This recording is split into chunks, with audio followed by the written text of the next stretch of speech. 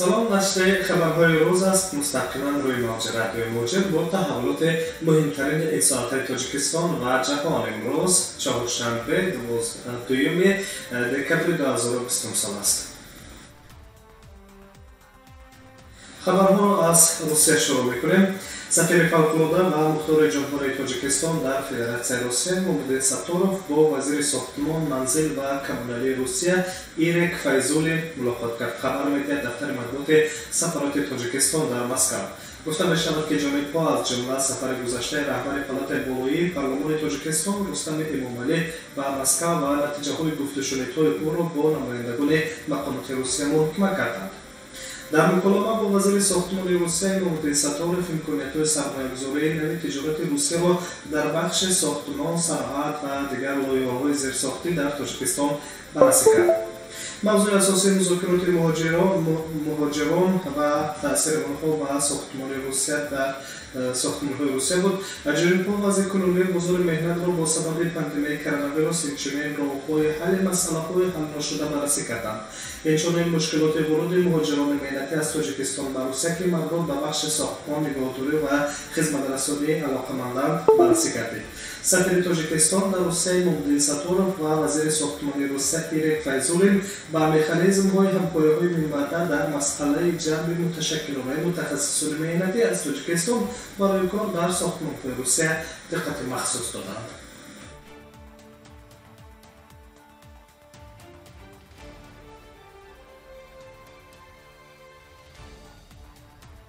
ادامه خبرها در روسیه میمونه و مستقیما ادامه میدیم. شرکت ساختمانی رنسانس تکنولوژی مسکو از نمایندگی خدمات مهاجرت وزارت مهنت، مهاجرت و شغل اهالی تاجیکستان در روسیه درخواست کرده است که جلب متخصصان تاجیک را در کارهای ساختمانی وصل کنید در ساحه ساختمان منزل در مسکو تامین کند. از اطلاع از قول ابراهیم احمد سخنگوی نمایندگی خدمات مهاجرت تاجیکستان در روسیه می‌نویسد که عریضه رسمی آید به جلب مهاجران مهنتی تاجیک به میدان‌های ساختمانی شرکت رنسانس تکنولوژی مسکو وارد کرده است. شرکت آماده است که تقریبا 650 نفر را با کار تامین کند. برای آنها حجت را ترتیب کرد، خوابگاه و معاش دائمی دهد، گفته است ابراهیم احمد. در این زمان این شرکت ساختمانی زیاده از 600 متخصص از جمله 300 خشچین، 200 اندوهچیان، رنگمال‌ها و 150 نفر چلانگران و بخچه‌ها را به کار دعوت می‌کند.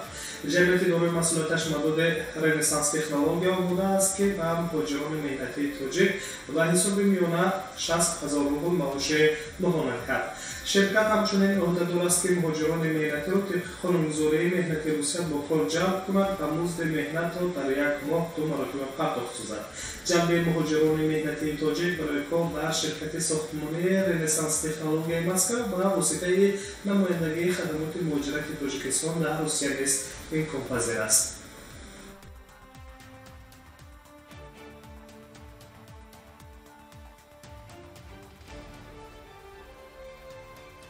خبرهای تاجیکستان و جهان را این ساعت شما مستقیما در روی موج رادیوی مهاجر میشنوید. در ماه دکبر شرکت هواپیمایی وطنی سومون ایر از شهرهای گوناگون روسیه و تاجیکستان 146 عدد پرواز صادراتی انجام می‌دهد که به این پروازها تنها شهروندان تاجیکستان راه می‌یابند. در ماه نوامبر نیز شرکت سومون ایر زیاده از 100 پرواز چارتری صادراتی را انجام داده بود. آن زمان بنا به اطلاع خبرگزاری‌ها نرخ چپتای هواپیمایی 395 یورو گفته می‌شد. سبب بلندی نرخ چپتا در آن ارزیابی می‌گردد که طیاره‌های شرکت از تاجیکستان و شهرهای روسیه به مسافر پرواز می‌کنند که این سبب گشته است از نرخ‌های مقرره شرکت نرخ چپتاهای پروازهای صادراتی را برای رویپوش کردن خراجات‌هایش بالا برد. طیاره‌های سومون ایر تا سمه آخر ماه یعنی تا روز 31 دکبر زیاده از 146 عدد پروازهای صادراتی از شهرهای مسکو، سنت پترزبورگ، یکاترینبورگ، کازان، نووسیبیرسک، سورگوت، کراسنویارسک، کراسنودار و ایرکوتسک و شهر دوشنبه تاجیکستان انجام خواهد داد. ارزش چپتاهای هواپیمایی شرکت هوانوردی سومون ایر برای ماه دکبر حالا اعلام نشده است، ولی به احتمال زیاد نرخ‌های پروازها در ماه دکبر با نرخ‌های پروازهای در ماه نوامبر انجام داده شده برابر میباشد. کم و زیاد شدن نرخ چپتاها را نیز از احتمال دور نمی‌دانیم، چون خود شرکت سومون ایر نرخ رسمی تصدیق گردیده برای پروازهای ماه دکبر را رسما اعلام نکرده است.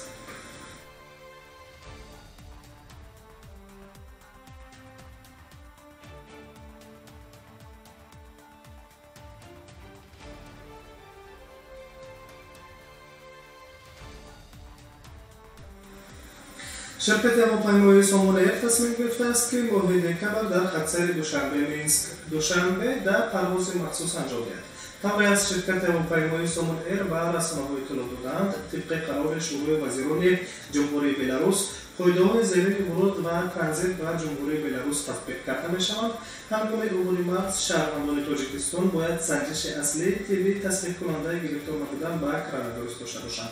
آزمایش باید در ارتباط از 72 ساعت تا سنه عبور سرحدی دولتی جمهوری بلاروس گزارنده شده باشد. کودکان تا 3 ساله از پیشنهاد شهادتنامه مذکور آزادند. علاوه می‌گردد که مطابق طلبات‌هایی که به مبارزه با کووید 19 و پیشگیری پنجشنبه صورت آن روانه شده است، همه مسافران باید نقاب و دستپوش داشته باشند. مسافران دارای تب بلند یا علامت‌های بیماری‌های سیرایتی به هواپیما راه داده نمی‌شوند.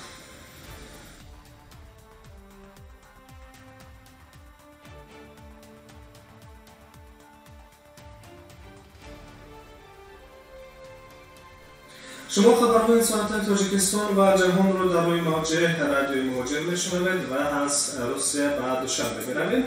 در دوشنبه ملاقات وزیر مهنت، مهاجرت و شغل اهالی جمهوری تاجیکستان با سفیر فوق‌العاده و نقطه‌ای فدراسیون روسیه در جمهوری تاجیکستان ایگور لیاکین فرالوف صورت گرفت. محک اساسی ملاقات بررسی مسئله سفربرکنی متشکلانه مهاجران مهنتی در دوره پاندمی کرونا ویروس توسط پروازهای چارتری از تاجیکستان به روسیه را در بر گرفت.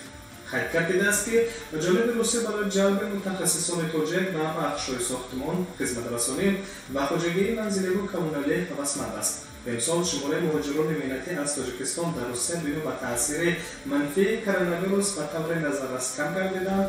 یکی از سبب‌های اساسی کم گردیدن مهاجران در روسیه را به سبودن سرحدها می‌دانند که حکومت روسیه در روزهای نزدیک تصمیم نهایی در مورد اجازت ورود مهاجران مهنتی و حدود مرزی و معمولی فدراسیون روسیه را خواهد گرفت. همچنین در ملاقات شیرین منزوده با ایگور لیاکین فرالوف مسئله تأسیس مرکز مشترک آماده متخصصان ساحه‌های مختلف بازار مهنت در تاجیکستان، تهیه برنامه مشترک باید با فعالیت و بدوبوش مهاجرت مهنتی در فدراسیون روسیه نیز مورد بررسی قرار گرفت. در صحبت شیرین منزوده وزیر مهنت، مهاجرت و شغل اهالی جمهوری تاجیکستان با ایگور لیاکین فرالوف سفیر فدراسیون روسیه در تاجیکستان مسئله‌های تقویت همکاری در سمت مهاجرت مهنتی، به رسمیت ضروری بدوبوش و اجازت مهاجران مهنتی شهروندان جمهوری تاجیکستان برای ورود و فعالیت مهنتی در روسیه و پیگیری و علاقه مهاجران مهنتی و فرزندان آنها، کارکرد نظام یگانه معلومات عمومی باید به فعالیت و زندگی مهاجران مهنتی در فدراسیون روسیه را تحلیل و بررسی نمودند. جانب‌ها وابسته به تأسیس مرکز آماده نمودن متخصصان ساحه‌های اجتماعی و اقتصادی در بازار مهنت و سفربرنمایی شهروندان برای تأمین جای کاری دائمی در فدراسیون روسیه و توقف رسیده ابراز نمودند که مسئله مذکور برای بهتر دیدن شرایط کاری و تأمین مهاجران مهنتی با جای کاری دائمی واسطه مقیم ارزیابی کرده می‌شود. می‌نویسد خبرگزاری خاور با استناد به دفتر مطبوعات وزارت مهنت، مهاجرت و شغل اهالی جمهوری تاجیکستان.